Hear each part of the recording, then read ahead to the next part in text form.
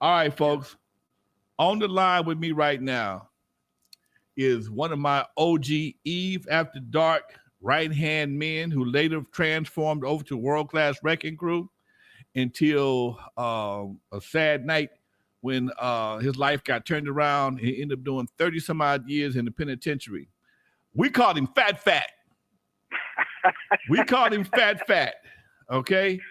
Phat Phat had the misfortune of actually killing a man at the Colors. He was the only person that according to the folklore, that actually killed somebody at the movie Colors. When I see that whack ass movie, and they used the movie to help convict him based on his affiliation. Phat Phat, tell us about that story, man.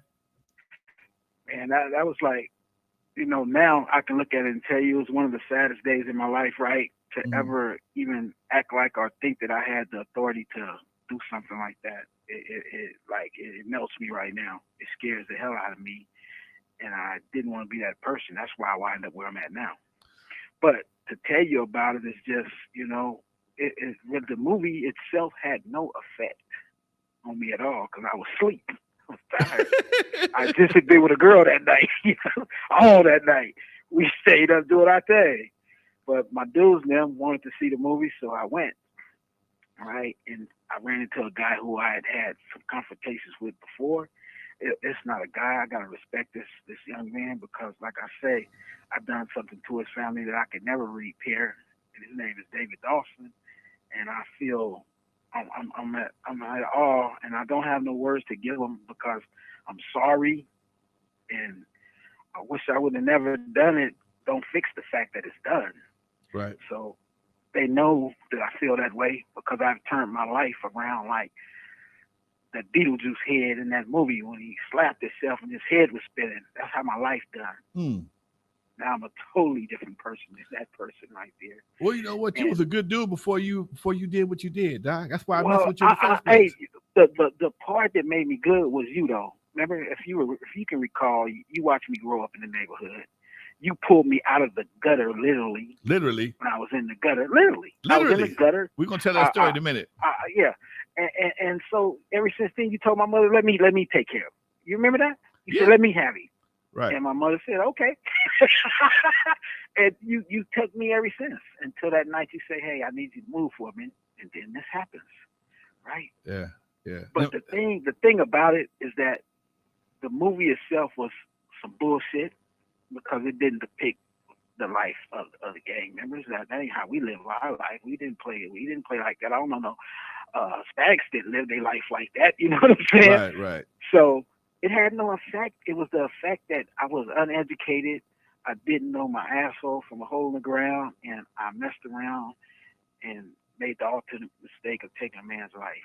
So when I got caught, because I tried to run as hard and long as I could, it wasn't about the people that was with me. It was about me saying, yeah, I done it. I'm sorry. I thought he was going to shoot me, which I really honestly thought it, because that's what he had just done the week before. He had pulled guns on me in front of my father's club. So I'm thinking this is the same thing going down, and I acted first. But come to find out that wasn't the case. He was trying to leave a dangerous situation. And so I had to admit that. I had to come to terms with, you fucked up. And that was, I got 6 boys, 3 girls, and 28 grandkids. Goddamn. I got to tell them all this story, and I got to let them know why it took 30 years out of my life, and then 3.5 more since I've been out, being here, being reformed, making sure that I never make a mistake like that again. Make sure that I don't have no anger issues. Make sure I know to run when somebody's talking loud or getting crazy with me. Don't try to stand your fucking ground, man. That's the ugliest thing in the world. And you don't know that if you don't get to come to places like where I'm at. Because this place where I'm at, not only did they come and said, we're going to save your life and we're going to help you because we see good in you, they did it. And they're still doing it to this very day. Wow. And I don't, I would literally kiss the ground this lady walks on for the simple fact she is my mother, Teresa. She is my mother. She's the one, my mother passed talking to me on the phone to her last breath. Wow. This is the only mother I know now. And that's wow. Miss Mimi Silver, right? That, yeah. Well, I was so out of control then. They just actually opened up high power, rolled a phone, made it hit the wall and bounce off the wall in front of my cell. Me, Herm, Andrew was in high power. We was in the 3 high power cells, and they like, Queen, call your home. And I'm like, what the fuck? We ain't never seen him put no phone in high power. And so I called, and my mother was actually on the deathbed right there. She forgave me and told me what she was seeing as she was passing, and took her last breath with my daughter, Rati Queen, in the bed with her, and everybody screaming and hollering. And I was like at a standstill because me and her had the best conversation in the world. She was like my homegirl. She was like the person I'd run to, and it kind of upsetted me because I moved her from Stockton to LA right in back of me, got her house right in back of me, and my wife at the time, and she was doing good. I had her at UCLA. Her cancer was under control, and then I did what I'd done, and then she tried to follow me, and it blew up in her body. So I felt responsible for a long time until I became Muslim, and then I understood death a little better, and it made life easier for me. But Lonzo, that you making me recall stuff that puts plenty of tears on my heart. And you making me go through things that I can walk through and I can tell these youngsters about, because we really don't know how important it is of taking a life from another family besides talking about it. But it has an effect that we can't replace.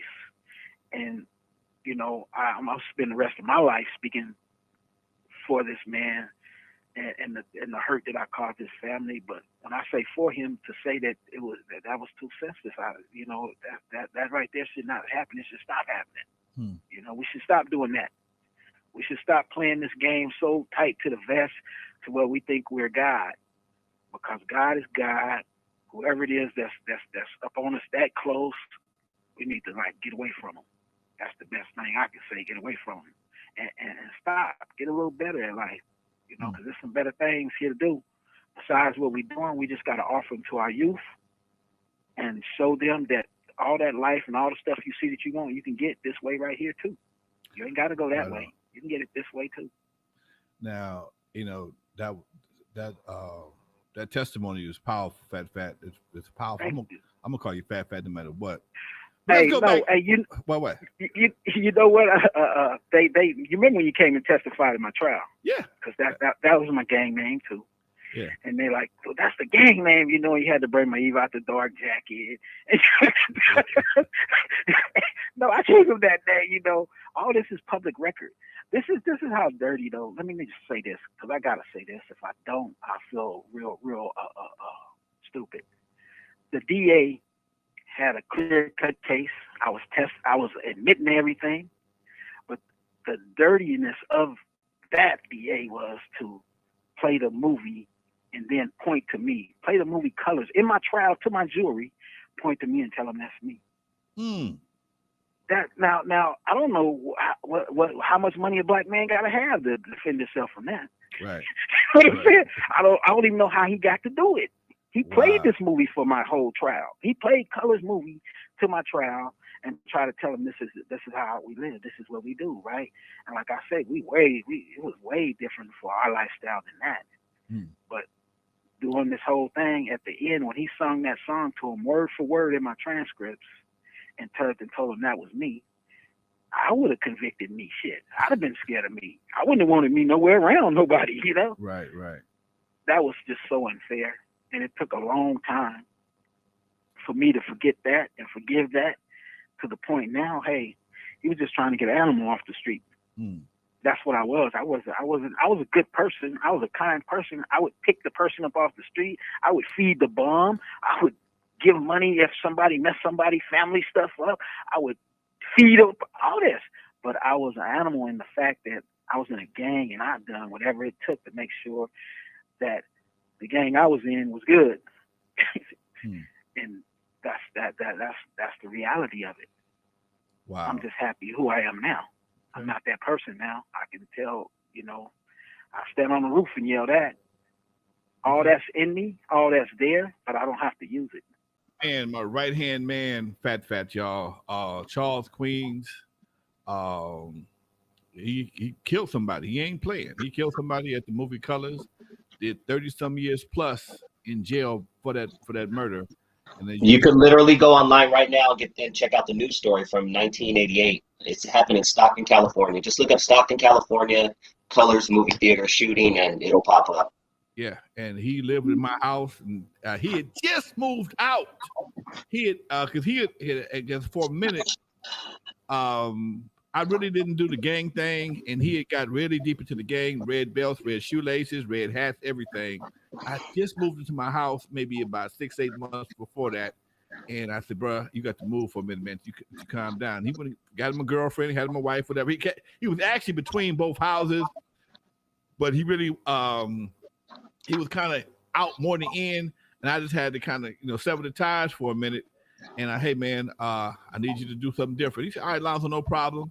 And that weekend, he had moved out maybe about 10 days. It wasn't even that long, and he was supposed to go with us do some shows. And nah, man, I'm gonna finish doing what I got to do. And that weekend, we got back home, found out he had killed somebody. And here, the crazy part is that the feds, the police came straight to my house looking for him. Just so I wasn't home that day, like usual. I was always out in the streets, and I was getting my house painted. And the guy who was painting my house was another friend of mine. And I came home. He was sitting on this porch, damn near crying. I said, "What's wrong, man? Man, police came everywhere, man. They was everywhere, dude. They came across the house, the backyard. It was everywhere. What happened? They were looking for Phat Phat. Cause man, I gotta quit. I can't work today, man. They had me all jacked up, man." He was literally in shock because he said the cops came through the backyard, and I don't have an alley behind my house. They came over my neighbor's yard, hopped over fences, helicopters, everything. By the time I got home, everything was gone. He was sitting on my front porch, just babbling. He had gone through it. He said, "Man, they snatched me off the ladder, handcuffed me, put guns in my head, man. I don't know nothing, man. I don't know nothing about Phat Phat, man." He was man, I don't know what happened, man. They just came out of everywhere. And it wasn't. It was fun. It's funny now, but it wasn't funny then. Actually, it was. Yeah. He was a great kid, dude. I mean, and it don't take but a split second for everything to go left, man. And that's the part that most cats don't understand. All that hero shit trying to prove something to somebody that ain't gonna send you no money. I looked out for him for quite some time while he was in jail, man. I sent him packages and stuff, and it really showed me how the prison system worked. Because at first, he would just mail me a letter. I can go to Smart and Final, get some cookies, some top ramen, some draws, whatever the case may be. I could get them at regular prices. Okay, then about halfway through the sentence, couldn't send him stuff no more. You had to send them money. And if you send them money and they owe restitution, they start taking the money for restitution. Yeah. Families, whatever the case may be. So I had to send money to his cellmate or something like that so he can get it. Oh man, it was really crazy, man. And then when he did get the money, the prices that he was paying for stuff was so high that, if I sent him $50, it didn't do a whole lot because they was charging, so the prices were so exorbitant from over gouging. It's just ridiculous, man. So more power to Phat Phat. I hope he keep his head up. I'm quite sure he will because he don't want no more of that right there. Hey folks, this is Lonzo, the Godfather of West Coast hip hop. And I bet you some of y'all didn't know I had a book out, did you? Well, I do. NWA, Not Without Alonzo, available on Amazon.com, $14.95. But also, there is a comic book, limited edition comic book, Hip Hop Family Tree, featuring yours truly, Lonzo in the middle, Dr. Dre, and Yella. Limited edition, only available on my website, LonzoWilliams.com. Now, if you want both books, the Hip Hop Family Tree and NWA, both of them $30. Go to my website, LonzoWilliams.com. In the comments, put your name and what you want me to say. I'll autograph and make sure it gets to your house right away. Both books, $30, autograph, LonzoWilliams.com. And if you like me, you don't have time to sit down and read like I'd like to, but I love audiobooks. That's why I put my book, NWA, Not Without Alonzo, on audio. That's right. but it's available only on CD Baby. Why? Because I set every track, every story to music. So as you ride down the street, listening to the stories of West Coast hip hop, you got some fresh new tracks to bob your head to. Available only on CD Baby. NWA, Not Without Alonzo. Check it out, folks. Give you something to ride to. Peace.